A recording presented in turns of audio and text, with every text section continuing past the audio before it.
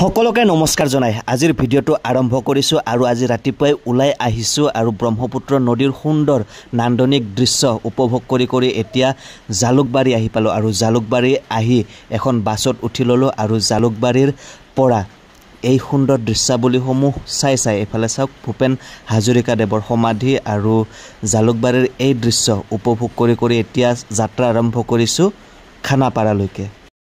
বাছাই হওক বা যিকোনো বাহনেই হওক সেই বাহনসমূহৰ এনেকৈ খিৰিকীৰ ওচৰৰ সিটখনত বহি মোৰ কিন্তু খুবেই ভাল লাগে বিশেষকৈ খিৰিকীৰ ওচৰত বহি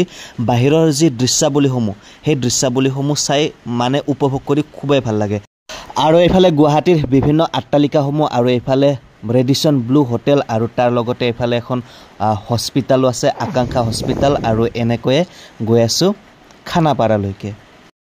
এতিয়া খানাপাৰাত নামি এইখিনি খোজ কাঢ়িয়ে গৈ আছো আৰু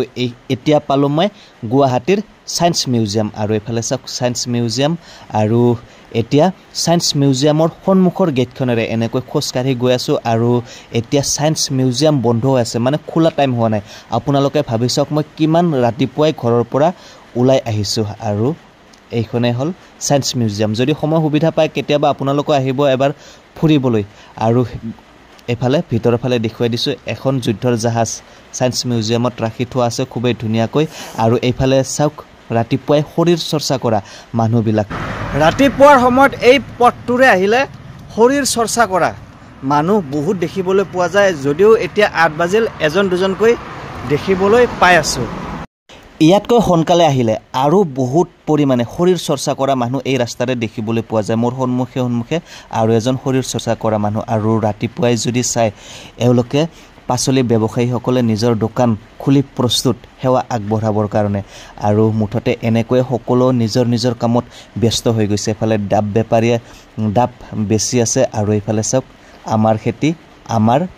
বজাৰ আৰু ইয়াতে মুঠতে থলুৱা সামগ্ৰীবিলাক মুঠতে ৰাতি পোহৰ হোৱাৰ লগে লগে সকলোৱে নিজৰ কামত ব্যস্ত হৈ পৰে নিজৰ পেটৰ ভাত মুঠিটোৰ কাৰণে মই আজি বেলতলাৰ এইখন ESIC হস্পিটালখনত সুগাৰ পৰীক্ষা কৰিবলৈ আহিছো আৰু এতিয়া ফাস্টিংটো মানে প্ৰথম যেটো সুগাৰ পৰীক্ষাৰ টেষ্টটো দিব লাগে ফাস্টিংৰটো দিলো আৰু এতিয়া কিবা খাই ল'ব লাগে আৰু খাই লোৱাৰ পিছত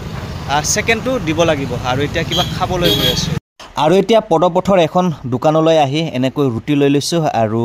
ৰুটি খোৱাটো উত্তম বুলি কয় সকলোৱে আৰু সেই কাৰণে ৰুটিয়ে খাবলৈ আৰম্ভ কৰি দিছো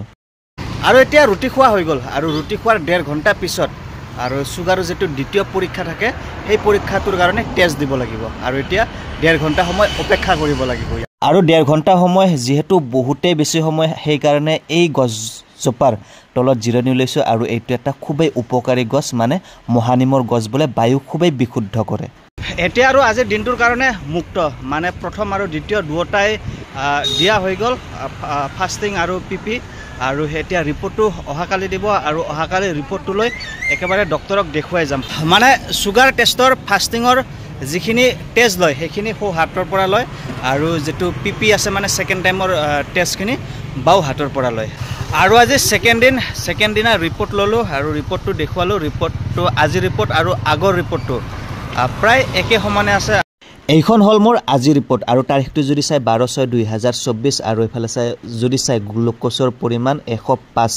আৰু আগৰ ৰিপৰ্টটো আপোনালোকক দেখুৱাইছো আগৰ আৰু আজি ৰিপৰ্টটো প্ৰায় একেই 19/3/2024 ৰিপৰ্টটো আপোনালোকক দেখুৱাইছো গ্লুকোজৰ পৰিমাণ 98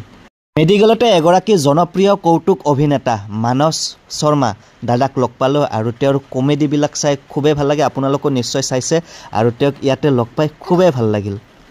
আৰু এতিয়া ঘৰলৈ উভতনি যাত্ৰা আৰু উভতনি যাত্ৰাৰ সময়ত গুৱাহাটীৰ লালমাটিত থকা বিজেপিৰ এই কাৰ্যালয়টো কিন্তু খুবেই চকু ৰুৱা এফালে চাওক ঘড়ীও এটা আছে 12 বাজিবলৈ 5 মিনিট সময় আছে খুবেই ধুনীয়া আকৰ্ষণীয় লাগিছে ডিজাইনটো আৰু গাড়ীত আহি থাকতে মানে বাছত আহি থাকতে এজনী খুবেই মৰম লগা কণমানি কিউট মাইনাক লগ পালো আৰু মাইনাজনীৰ সৈতে অলপ ধেমালি কৰিলো আৰু মাইনাজনীও মোৰ সৈতে ধেমালি কৰিলে